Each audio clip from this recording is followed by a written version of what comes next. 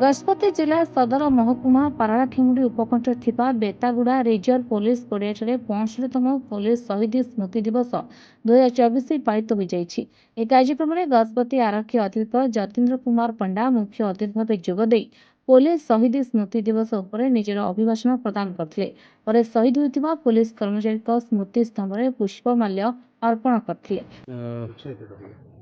ଦେଖନ୍ତୁ ପ୍ରତ୍ୟେକ ବର୍ଷ ଅକ୍ଟୋବର 21 ତାରିଖକୁ ଶହୀଦ ସ୍ମୃତି ଦିବସ ଭାବରେ ସାରା ଭାରତର ପୁଲିସ ପାଳନ କରିଥାନ୍ତି। ଆଜିର ଦିନରେ ଆମେ ମାନେ କର୍ତ୍ତବ୍ୟ ସମୟରେ ଯେଉଁମାନେ ଉଗ୍ରପନ୍ଥୀ ବା ମାଓବାଦୀଙ୍କ ଦ୍ୱାରା ହତ୍ୟା ହୋଇଥାନ୍ତି, ନିହତ ହୋଇଥାନ୍ତି, ସେମାନଙ୍କୁ ଆମେ ଶହୀଦର ମର୍ଯ୍ୟାଦା ଦେବା ପାଇଁ ଏବଂ ତାଙ୍କୁ ମନେ ପକାଇବା ପାଇଁ ପ୍ରତିବର୍ଷ ଅକ୍ଟୋବର 21ରେ ଏହି ଶହୀଦ ସ୍ମୃତି ଦିବସ ପାଳନ କରୁ। ଆଜି ଦିନରେ ସେମାନଙ୍କର ଶହୀଦମାନଙ୍କର ପରିବାରବର୍ଗଙ୍କୁ ମଧ୍ୟ ଆମେ ସମବେଦନା ଜ୍ଞାପନ କରୁ। ଆମେ ତାଙ୍କୁ ଜଣାଇ ଦେବାକୁ ଚାହୁଁ ଯେ ପୁଲିସ ବିଭାଗ ସେ ପରିବାର ପଛରେ ସବୁବେଳେ ରହିଛି, ରହିବ ମଧ୍ୟ।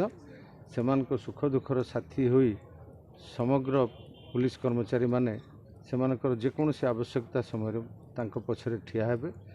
ତାଙ୍କୁ ଏଭଳି ଏକ ସେନ୍ସ ଅଫ୍ ଫିଲିଂସ୍ ଆଣିବା ପାଇଁ ଆମେମାନେ ସାରା ଭାରତବର୍ଷରେ ଏହି ଶହୀଦ ଦିବସକୁ ପାଳନ କରୁ। ଜିଲ୍ଲାକୁ ମୁଁ ପାଠ କରୁଥିଲି, ଯେମିତି ଜିଲ୍ଲା ପୁଲିସରୁ 2 ଜଣ ଶହୀଦ ହୋଇଛନ୍ତି।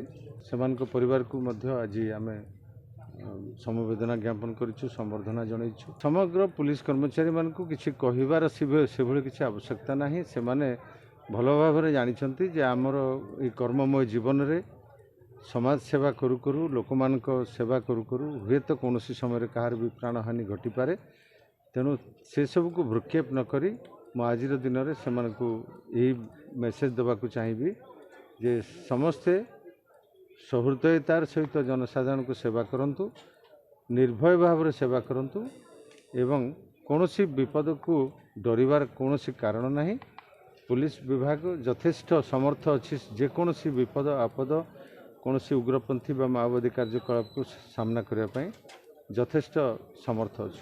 ଏହି ସମ୍ବାଦ ମୁଁ ମୋର କର୍ମଚାରୀମାନଙ୍କୁ ଜଣାଇବାକୁ ଚାହେଁ। ପରେ ଶହୀଦ ପରିବାରଙ୍କୁ ପୁଷ୍ପଗଛ ଏବଂ ଉପଢୌକନ୍ୟ ଦେଇ ସମ୍ମାନିତ କରାଯାଇଥିଲା।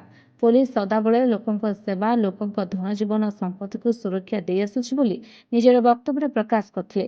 ଅତିରିକ୍ତ ଆରକ୍ଷୀ ଅଧୀକ୍ଷକ ସୁନୀଲ ମହାନ୍ତି, ପୋଲିସ କନ୍ଦର୍ପ ପାତ୍ର ଏବଂ ବହୁ ପୋଲିସ କର୍ମଚାରୀ, ପୌର ପରିଷଦ ଅଧ୍ୟକ୍ଷା ନିର୍ମଳା ସେଠୀଙ୍କ ସମେତ ବହୁ ଗଣମାଧ୍ୟମ ପ୍ରତିନିଧିମାନେ ଉପସ୍ଥିତ ରହିଥିଲେ। ଗଜପତିରୁ ବିବେକାନନ୍ଦ ବେହେରାଙ୍କ ରିପୋର୍ଟ, ରିପୋର୍ଟର୍ସ ଟୁଡେ।